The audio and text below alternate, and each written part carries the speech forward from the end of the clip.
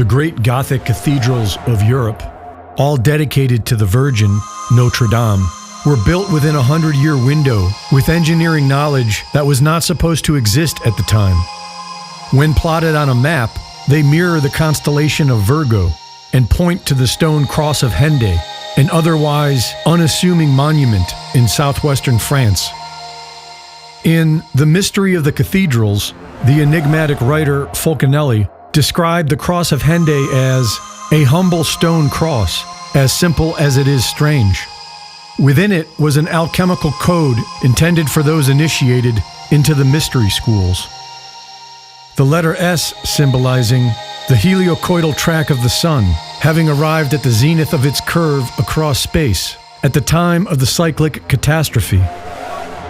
He decoded the Latin inscription to reveal, "We learn that a country exists where death cannot reach man at the terrible time of the double cataclysm, from which the élite will take part in the return of the Golden Age, and by fire nature is renewed whole." Each of the four sides of the stone base carries a different symbol, which Fulcanelli identifies as the four ages of the Hindu Yuga system, and identifies our current age as the Iron Age, the Kali Yuga. He wrote that the age of iron has no other seal than that of death. According to Fulcanelli, the cross is pointing at a specific moment in the precession cycle, the same moment that other ancient monuments identify, like what is found on the Giza Plateau in Egypt. If we were to go back in time to the spring equinox in 10,500 BC, the three stars of Orion's belt would have formed the exact pattern that the three pyramids of Giza reproduce on the ground. Every time you sign up for something, an app, a free trial, a random website, you're feeding the machine. Today's sponsor, Cloaked, challenged us to put our phone number into their tool. The results were shocking. It knew our name, address, even social security number. Data brokers are making billions selling your information to spammers, scammers, hackers, even stalkers. And they're betting you won't do anything about it. But here's the real problem. Most so-called privacy services, they clean things up after your data is already out there. Meanwhile, you keep creating new vulnerabilities every single time you enter your real email, phone number, or name online. That's the loop. That's where Cloaked comes in.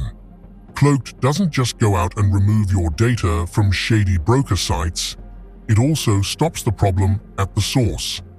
Inside the app, you can generate unlimited burner emails, usernames, and phone numbers whenever you sign up for anything. You can even call, text, and email directly through those burners. Then, data brokers can't tie anything back to you. Not only is your identity protected, but the data they're buying becomes completely useless. Cloaked also goes way further than that. It monitors the dark web and alerts you if your info gets exposed. It has a built-in VPN and password manager, AI-powered spam call filtering. And they even back it all up with a $1 million identity theft insurance policy. If you're ready to take it all back and protect yourself, head to cloaked.com/anonymous and try it today. The link is in the description. And the constellation Leo would have risen so that the Sphinx would have been gazing directly at it.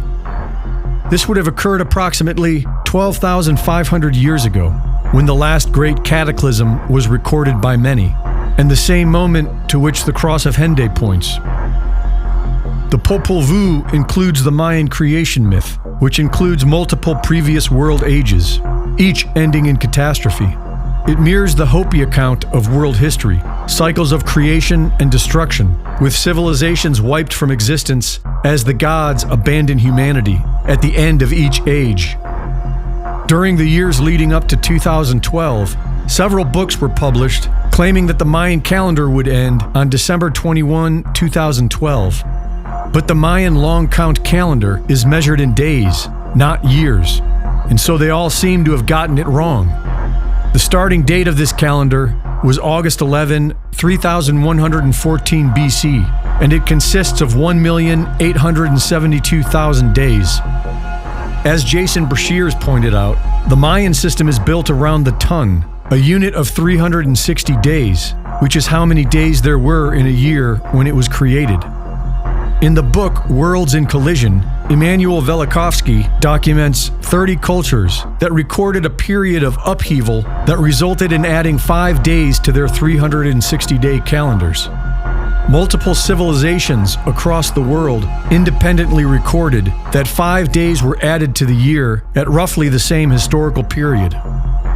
This is also recorded in the Bible. Isaiah 38:8 and 2 Kings 20:9-11 record a miraculous event when the sun shifted.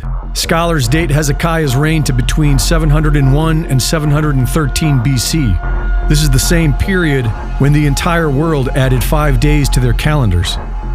The Book of Revelation was written around 95 AD, during a 365-day calendar world. Yet its prophetic calculations are based on 360-day years and 30-day months. This prophetic vision of a cataclysm preserved the older calendar system as the correct framework for measuring time. Brashears places the event in 713 BC, and so the calculation works like this.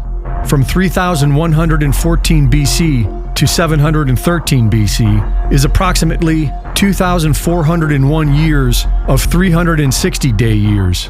From 713 BC onward is approximately 2,739 years of 365.25-day years. This would mean that the Mayan calendar ends in approximately 2046, the same year Orion's belt rises to its highest point in the sky, and the Sphinx gazes at Aquarius, the opposite of the Leo it faced at the last catastrophe, 12,500 years ago.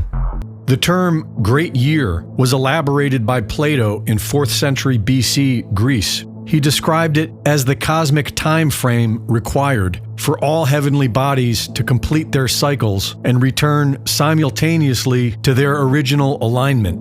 Later astronomers found that it takes 2,160 years for the equinox to shift through one sign of the zodiac wheel, which places the complete Great Year at around 25,920 years to move through all 12 signs and reset. The 5 world ages of the Mayan long count calendar, each conventionally calculated at 5,125 years, equal 25,625 years, nearly the same as the Great Year. As we pointed out in our last video, Ancient Warnings to Survive the Great Reset, the Mayan long count calendar is marked in days, not years, and Jason Brashears of Archaics has calculated its ending to be in 2046, which does seem to add up.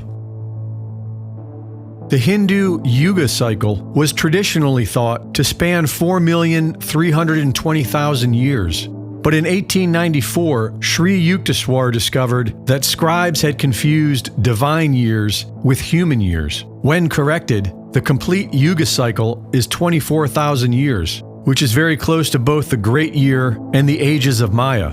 This 24,000-year Yuga cycle divides into 2 arcs of 12,000 years each, one ascending and one descending. Each year contains the same 4 yugas in sequence. The Kali Yuga, the Iron Age, lasts 1,200 years. The Dwapara Yuga, 2,400 years. The Treta Yuga, 3,600 years. And the Satya Yuga, the Golden Age, 4,800 years.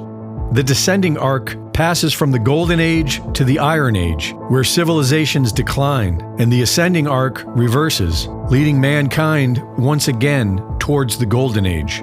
In his 2023 book, Yuga Shift, The End of the Kali Yuga and the Impending Planetary Transformation, Bibhu Dev Misra reconstructs the original Yuga cycle framework and concludes that the Kali Yuga ended in 2025. He predicts that by the year 2040, the Kali Yuga civilization is likely to collapse due to a combination of world wars, environmental catastrophes, and comet impacts.